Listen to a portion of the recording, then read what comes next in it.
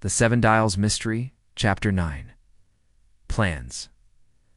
Jimmy's words lifted the discussion at once into a more practical sphere.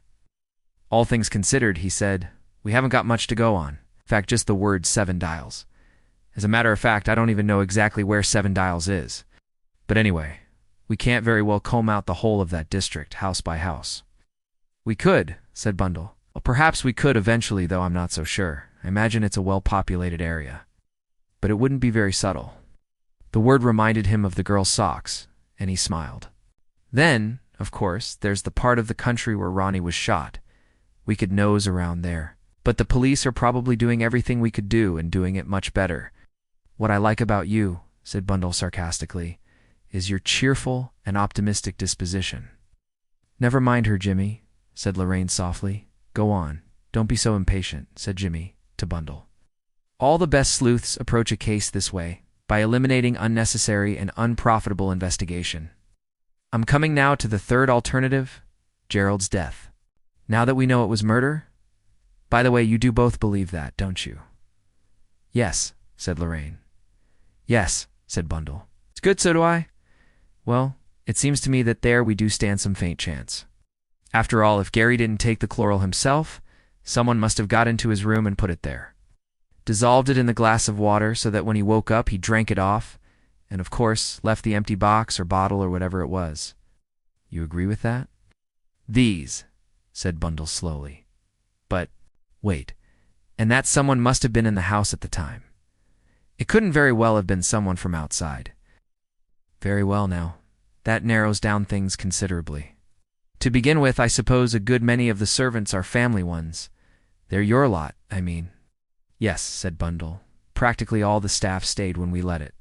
All the principal ones are there. Still, of course, there have been changes among the underservants. Exactly. That's what I am getting at. You, he addressed Bundle, must go into all that. Find out when new servants were engaged. What about footmen, for instance? One of the footmen is new. John. His name is Nee.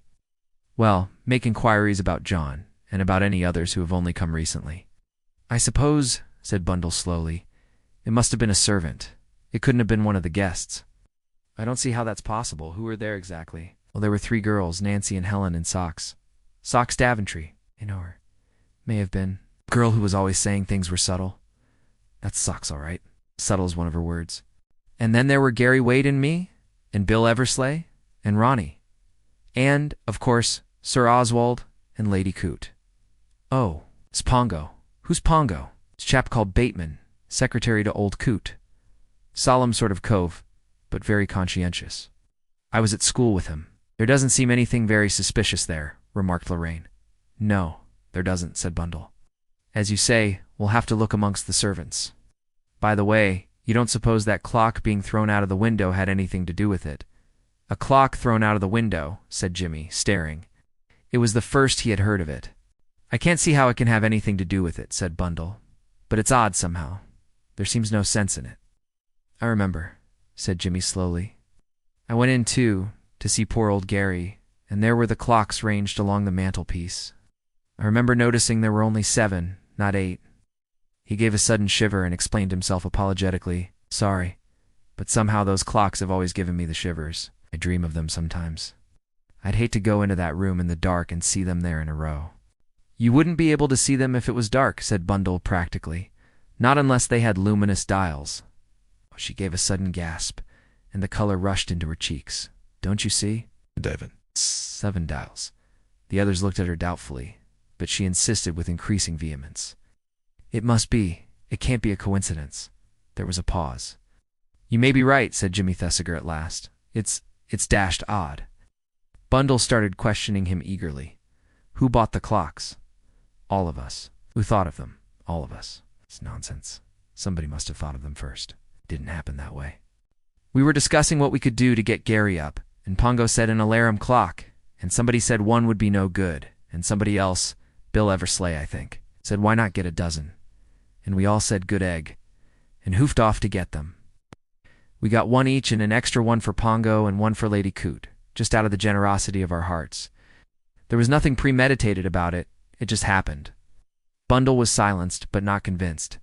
Jimmy proceeded to sum up methodically. I think we can say we're sure of certain facts. There's a secret society, with points of resemblance to the mafia, in existence. Gary Wade came to know about it. At first he treated it as rather a joke, as an absurdity, shall we say. He couldn't believe in its being really dangerous. But later something happened to convince him, and then he got the wind up in earnest. I rather fancy he must have said something to Ronnie Devereux about it. Anyway, when he was put out of the way, Ronnie suspected, and he must have known enough to get on the same track himself. The unfortunate thing is that we've got to start quite from the outer darkness. We haven't got the knowledge the other two had. Perhaps that's an advantage, said Lorraine coolly. They woe and suspect us, and therefore they woe and be trying to put us out of the way. I wish I felt sure about that, said Jimmy in a worried voice. You know, Lorraine, old Gary himself wanted you to keep out of it. Don't you think you could? No, I couldn't, said Lorraine. Don't let's start discussing that again. It's only a waste of time. At the mention of the word time, Jimmy's eyes rose to the clock, and he uttered an exclamation of astonishment. He rose and opened the door. Stevens, yes, sir? What about a spot of lunch, Stevens? Could it be managed? I anticipated that it would be required, sir. Mrs. Stevens has made preparations accordingly. That's a wonderful man, said Jimmy as he returned, heaving a sigh of relief. Brain, you know, sheer brain. He takes correspondence courses. I sometimes wonder if they do any good to me. Don't be silly, said Lorraine. Stevens opened the door and proceeded to bring in a most meal. An omelet was followed by quails and the very lightest things. And why are men so happy when they're single? Said Lorraine tragically. Why are they so much better looked after by other people than by us? Oh, but that's rot, you know, said Jimmy. I mean, they're not. How could they be, I often think. He stammered and stopped. Lorraine blushed again. Suddenly Bundle let out a whoop, and both the others started violently. Idiot, said Bundle. Imbecile me. I mean, I knew there was something I'd forgotten. What? You know, Cotters, George Lomax, I mean? I've heard of him a good deal, said Jimmy. From Bill and Ronnie, you know. Well, Cotters is giving some sort of a dry party next week, and he's had a warning letter from 7 Dials. What? Cried Jimmy excitedly, leaning forward. You can't mean it? Yes, I do. He told Father about it. Ow. What do you think that points to? Jimmy leant back in his chair. He thought rapidly and carefully. At last he spoke.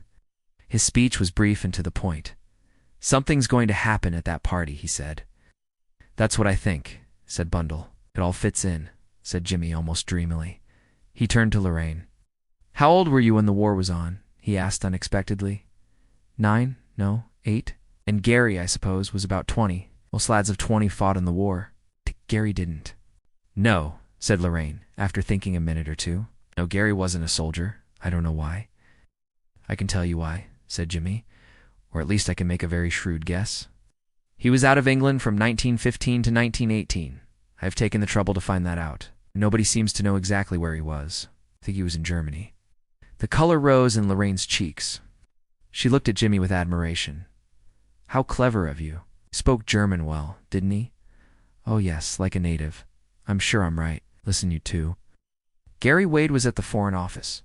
He appeared to be the same sort of amiable idiot, excuse the term, but you know what I mean, as Bill Eversley and Ronnie Devereux, a purely ornamental excrescence. But in reality, he was something quite different. I think Gary Wade was the real thing.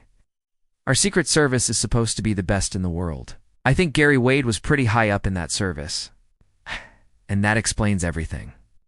I remember saying idly that last evening at Chimneys that Gary could unbe quite such an ass as he made himself out to be. And if you're right, said Bundle, practical as ever, then the thing's bigger than we thought. This 7 Dials business isn't merely criminal, it's international. One thing's certain, somebody has got to be at this house party of Lomax's. Bundle made a slight grimace. I know George well, but he doesn't like me. He'd never think of asking me to a serious gathering. All the same, I might. She remained a moment lost in thought. Do you think I could work it through, Bill? Asked Jimmy. He's bound to be there as Cotters's right-hand man. He might bring me along somehow or other. I don't see why not, said Bundle. You'll have to prime Bill and make him say the right things. He's incapable of thinking of them for himself. What do you suggest? Asked Jimmy humbly. Oh, it's quite easy. Bill describes you as a rich young man, interested in politics, anxious to stand for Parliament. George will fall at once. You know what these political parties are? Always looking for new, rich young men. The richer Bill says you are, the easier it will be to manage. Short of being described as Rothschild, I don't mind, said Jimmy. Then I think that's practically settled. I'm dining with Bill tomorrow night, and I'll get a list of who's to be there. That will be useful. I'm sorry you can't be there, said Jimmy. But on the whole, I think it's all for the best. I'm not so sure I shan't be there, said Bundle. Cotters hates me like poison, but there are other ways. She became meditative. And what about me? Asked Lorraine in a small, meek voice. You're not on in this act, said Jimmy instantly. See, after all, we've got to have someone outside to To what? Said Lorraine.